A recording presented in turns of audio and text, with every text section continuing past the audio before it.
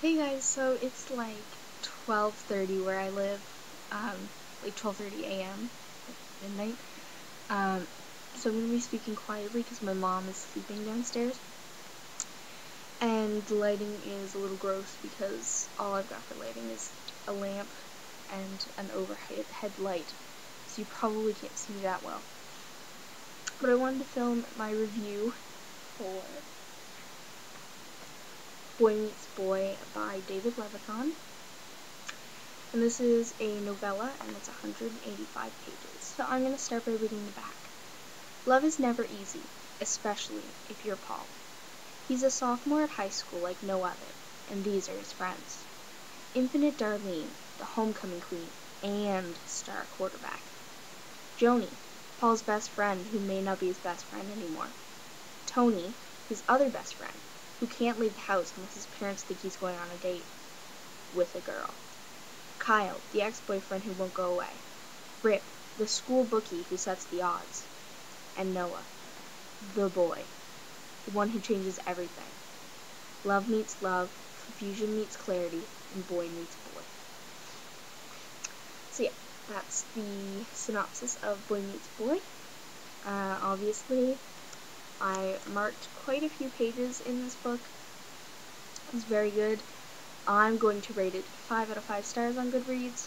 I really enjoyed it. Before I get started on talking about what I didn't like and what I did like about this book, I've decided not to change up how I review books, just because I find, when I look back at my older reviews, which aren't that old because the past couple of weeks, but when I look back at my other reviews, they're kind of scatterbrained. I really don't plan anything when I sit down in front of a camera. I just kind of speak and then I edit it to the best of my ability. So I've decided to organize my reviews a little better. So instead of just talking about anything that comes to mind about the book, I'm going to talk specifically about the plot, specifically about the characters, and specifically about the writing. So first let's talk about plot. I really like the way that the plot flowed. I think the storyline moved along fairly well. I mean, you start out thrown into the story. You don't get any backstory, really. You do in the second chapter. You get a lot, like the whole chapter is backstory on Paul's life. But I like that you just kind of get thrown in. You meet Noah right away, who is the love interest in the story. So I think the plot moved along very well. Now for characters. So I'm going to talk about E because that's the one that So now for characters. So I'm going to talk about each of the individual characters on the back of the book that I mentioned earlier. So we'll start with Paul because he's the protagonist of this story. I really liked Paul. I thought it was very relatable, and that's kind of not normal for me when I read a book where the protagonist is a male character. But of course, he likes boys, so he's gay. And I mean, I'm not generalizing gay boys. I just found that he was a very relatable character. I was able to relate to his interests. I was able to relate with his love for Noah. So I really did like Paul. There were things that really annoyed me. He was very modest about himself, and a lot of the other characters ended up telling him that at some point in the book. He was very modest about himself, and that really bothered me.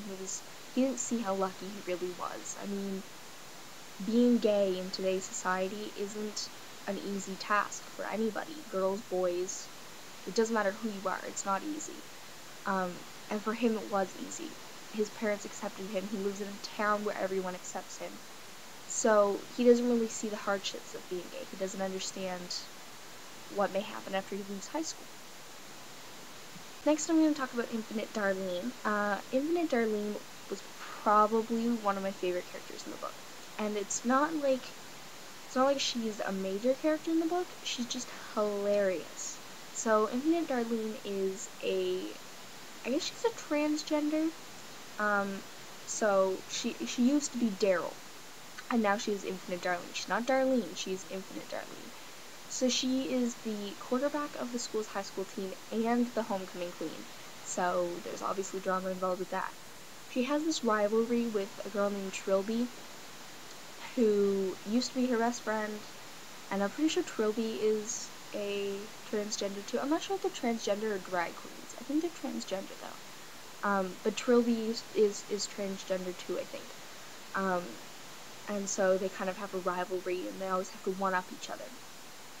So I really, really enjoyed Infinite Darlene. I really like that character. She's hilarious. She's always there, making you laugh in the saddest part of the book. I don't know why I couldn't just say that. So next up is Joni. Probably my least favorite character. I just didn't like her. She reminds me of a girl I know who used to be one of my best friends, and she kind of just blocked everybody out. All of her friends, she lost all of her friends because of a boy. And Joni did the same thing. And that really annoys me, and it drives me crazy when a character does something like that, because I just want to, like, yell at them and shake them a little bit and tell them you're not doing the right thing. You're not doing the right thing, and it drives me crazy. So I really didn't like her. I thought she was okay in the beginning. She was kind of one-dimensional. So, yeah, I just really didn't like her by the end of it. So, next is Tony. I liked his character. He was kind of like the silent but deadly character, I guess, a little bit. I mean, he didn't talk much. He was probably like the perfect friend. He doesn't talk much, but he understands what you're going through. And I felt really bad for him. I mean, his parents are like the nicest people, and I was really rooting for him when he stood up for himself. Alright, so they have Rip mentioned, Rip, like R.I.P., mentioned on the back of the book. He was barely in this book. I don't know why they put him on the back of the book. He's barely there. He's just the character that bets on people's relationships. So he sets the odds for whether or not Paul will choose Kyle, Noah, or Tony to be in a relationship with. Speaking of which, I forgot to talk about Kyle. So Kyle is the ex-boyfriend who doesn't want to be the ex-boyfriend anymore. I didn't like Kyle. I felt like he didn't have his act together. He didn't know what he wanted, and it drove me crazy. Because you start out, like, David Levithan starts you out making Kyle seem like the bad guy because he broke up with Paul for no apparent reason. And then starts bad-mouthing him. Then you kind of feel sympathy for him because he realizes he's bisexual, and he's not okay with that. But he drove me crazy. He didn't know what he wanted. He told Paul he wasn't interested. He badmouthed Paul, came back, told him he was bisexual, played the guilt trip card, and tried to make out with him again. I didn't like Kyle. And finally, we have Noah. I love Noah. Noah's a great character. I wish he was straight so that I could have him. But he was great. I really like how he stood up for himself well, I don't want to spoil anything, but I'm really happy that he stood up for himself, because I know if I had been in that situation, I wouldn't have stood up for myself. I would have run right back into Paul's arms, because that's the type of person I am. So I'm really happy he stood up for himself. That made me love him so much more.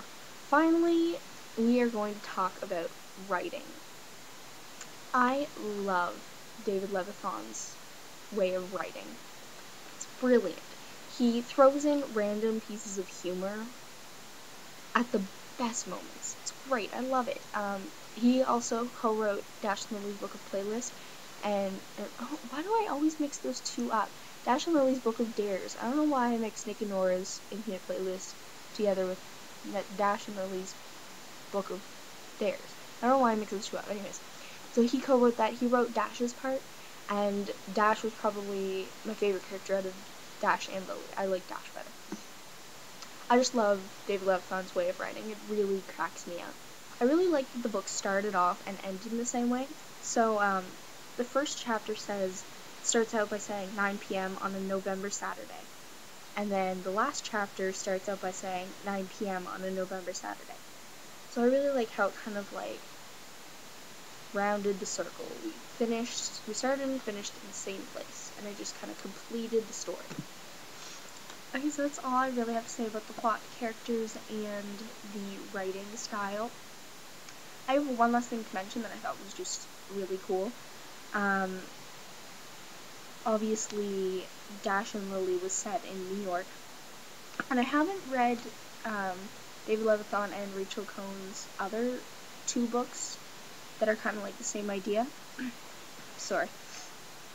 So I don't know if they're set in New York City too, but I would assume. But in Dash and Lily, the place that kind of brings the 2 characters together is a bookstore called The Strand. I thought it was so cool because, I guess I'll just read this sentence. It says, "I first met Tony 2 years ago at The Strand in the city. It's one of the best bookstores in the world. We were both looking for a used copy of The Lost Language of Cranes." Like, that's so cool. Like, he kind of intertwined his 2 books. I just thought that was really cool. I loved this book. It's such a great romance. It's not a normal romance. I mean, obviously it's 2 boys instead of a boy and a girl. So that's not normal to most people. I loved it. It's so cute. It's not that long. I mean, I could have read this in like a couple of hours, but I kept taking breaks, and it took me like 2 days to finish. I could have read it in a couple of hours easily. It was such an easy read. So cute. So that's all I have to say about this book. 5 out of 5 stars. Leave me a comment, subscribe, video response me with your review of this book if you want to. Yeah, bye.